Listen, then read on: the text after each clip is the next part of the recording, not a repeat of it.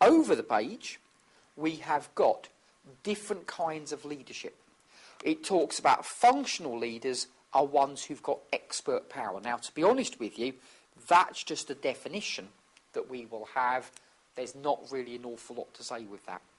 If you remember, expert power simply means you can influence others because you are knowledgeable about a particular subject. And that's, to be honest, all that says again. Bennis talks about leaders and basically talking about two different kinds of leader. Transactional leaders are basically more like managers. It means that they are the head of a company, but basically what they will do is they will look at details, they will make sure that things run smoothly. Transformational leaders, on the other hand, notice what it says. They want to inspire change. Transformational leaders are very good when you want to do something new. Some leaders are very, very good at saying what we have been doing in the past is no longer appropriate, we need to change it, and being able to persuade people that they need to do something different. Transactional leaders aren't particularly good at that. Transactional leaders are better at doing things that have been done previously. In other words, carrying on with things the same way. So in the exam, which of those two is better? Well, it depends. If there is no need to change anything, a transactional leader is fine. On the other hand, if something needs changing, a transformational leader would be better. So it's all to do with what kind of situations that we get in the exam. Now, change is going to be a big thing, and we're going to see it later on during the course. So, one of the ideas that we've got behind change is how do we get people to change anything at all? 6 different methods that you can come up with. Now, to be honest with you, some of these are more likely to be tested than others, but we'll have a look at them just to be on the safe side. Participation and involvement. I think that one speaks for itself. You want something to be changed, get the staff involved. In other words, get the staff to come up with their own ideas. What do you think we should do? Education and communication. The leader decides and then explains. We are going to have to change this because. So you don't give the workers any choice, but you at least explain what's going to happen. The support bit is basically making sure that we help the workers during the change.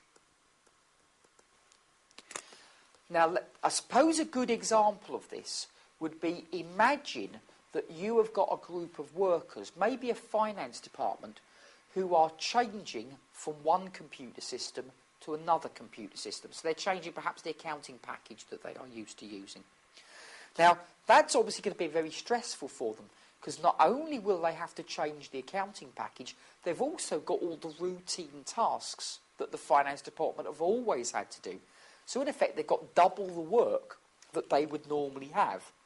So what you do is temporarily, during that period where they are changing from one computer system to another and learning how the new one works, you perhaps recruit some temporary workers to come in and do the day-to-day tasks, so recording all the transactions. That means that for that short period of time, the workers can concentrate on learning how the new computer system works and not have to worry about their normal job. You are supporting them during that change. Once the new computer system is up and running, once the workers have been trained on it and are happy with it, then you don't need the temps anymore and the workers go back to carrying out these routine tasks. So you support them during the time when it's going to be the most stressful for them. So that might be quite a useful way of getting some change done. Otherwise, if you don't do that, the workers may not find time to learn how to use the new computer system properly. Manipulation is basically trying, obviously, to get people to do what we want. Now, to be honest with you, I'm not sure that one is as likely to come up in the exam, because that one's quite difficult to test. So manipulating people basically means putting them in a situation where they're going to have to do what you want. Yep, so it's not necessarily a very good way of doing it, but Kotter says it does happen. Negotiation is obviously more common. So negotiation, if you're talking about change, if you do this for me, I will do something for you. So what you often see in real life is you'll see something like a group of workers agreeing to change the way that they do their work, and in return they might get, for example, a slightly shorter working week. Or, for example, they might be given a small pay rise, or they might be given some other kind of benefit. So the idea is they are helping the company by changing something, so the company gives them something in return. You can almost argue that that's like a reward. Remember, with reward power, do this for me and there's a reward in it for you. That's what negotiation is like. And the final one, coercion, remember, was to do with threats. So you basically say to people, you will do this or else there is going to be a problem. So you go to all of your workers and you say, I want you to do something differently. And then you say to your workers, if you don't do this, you will be fired. That would be explicit coercion. Implicit coercion is where you don't actually threaten to fire somebody, but you make it very clear that if they don't go along with you, there is going to be a problem. So you go along to your workers and you say, I want all of you to change the way you do things. And then you go on and say, none of you have to do this. It is completely voluntary.